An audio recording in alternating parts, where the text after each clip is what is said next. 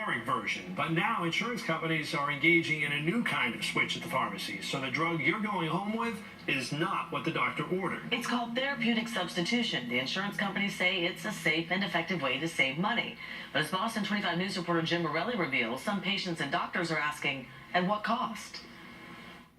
If the welfare of the patient, if the safety of the patient mattered, this wouldn't happen. But it is happening to some patients who take prescription medications, an insurance-driven practice known as therapeutic substitution. It means you might not be getting the drug your doctor ordered, and you and your doctor may not even know it. It's an outrage. I mean, it's unconscionable. It's unacceptable. Lynn Crisci suffered intense migraine headaches after surviving the Boston Marathon bombing.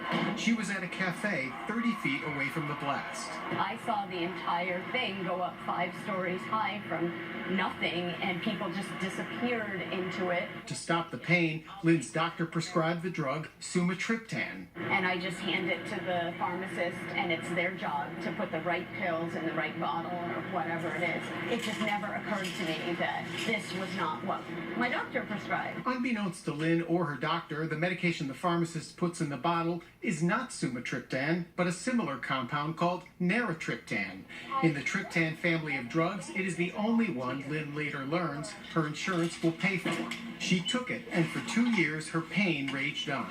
The switching, the saving money, that's business. But how are they not required by law to tell you that you were switched? Therapeutic substitution is based on the belief and the clinical evidence that different drugs within the same drug family should have similar enough effects that it's safe to interchange them. And one expert tells Boston 25 that in the majority of cases, the switch, in fact, makes no therapeutic difference. 95% of the time that the product that the insurance company is suggesting will work, but that other 5% of the time, it won't work. And in some cases, the switch could lead to serious complications. Progresses to blisters, ultimately to what amounts to a thermal burn. 30 years ago, Doug Habecker experienced a severe drug side effect, a skin condition known as Stevens-Johnson syndrome. The possibility of Stevens-Johnson syndrome is always on Habecker's mind, especially when prescribed a new medication. I'm extremely careful. I research anything before I take it. That research led to a confrontation earlier this year with his insurance company, when the company tried to change the insulin he uses, Novolog, for a very similar insulin, Humalog. For Habecker, there was just one catch. Historically, 8 patients have had Stevens-Johnson's as a result of Novolog. 38 have had it as a result of Humalog. After a month of paperwork and phone calls, his insurance company finally agreed to cover the Novolog, but his copay went up $20.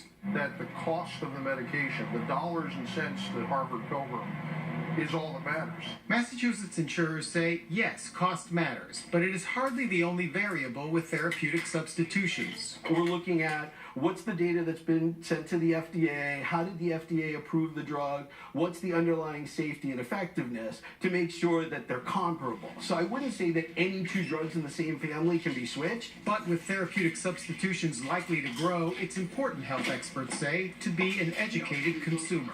They should know what the medicine is, they should know why they're taking it, and they should know how to take it. I always check the labels on my medications. I check to see who the manufacturer was and how it's labeled and if the pills look the same. Lynn Crisci learned that lesson the hard way. She's now taking her original prescription, sumatriptan, and her debilitating pain went away. For someone who was begging for someone to help her die, this is a miracle.